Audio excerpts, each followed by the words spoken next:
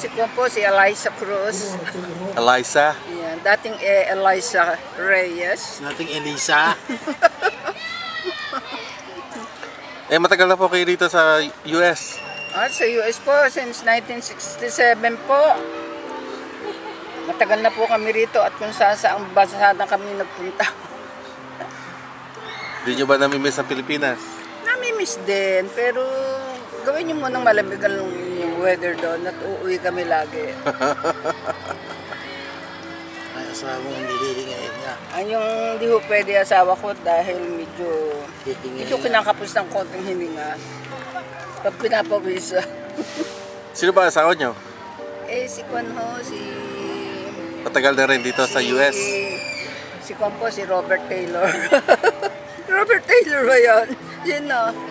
Nalimutan ko pangalan na asawa ko. Ano pangalan mo? Nalimutan ko na. Sino nyo?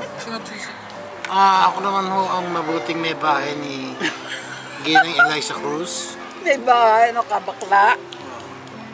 Mabuti. Pag sinabi mo may bahay, babae yun. O, edi tagapagligtas. Ilan taon na kayo mag-asawa? 43 so far. Tagal na rin. 43 na dapat isa ko Tagal asawa. na kami nagtitiis sa isa't isa. May anak na kayo? Ako, popogi po na anak Pogi. namin. Pwedeng artista. Ilan ang anak nyo? 3. 2 lalaki at 1 babae. Nasaan na sila? Nandito? Yung isa nasa Okinawa na nagbabakasyon ngayon dito sa Seattle. Yung isa dati nasa military, nag-out.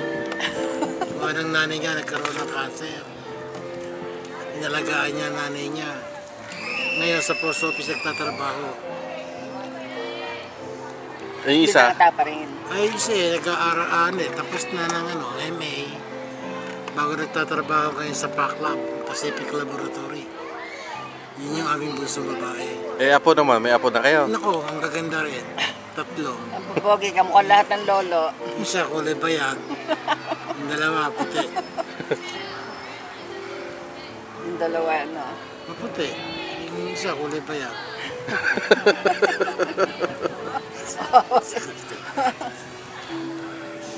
Matagal na pala kayo dito sa US. Ano mga naging trabaho nyo? Naging janitor ako. Naging cook. Tikaluto ng pizza. Naging tikaluto ng pizza. Naging manager din.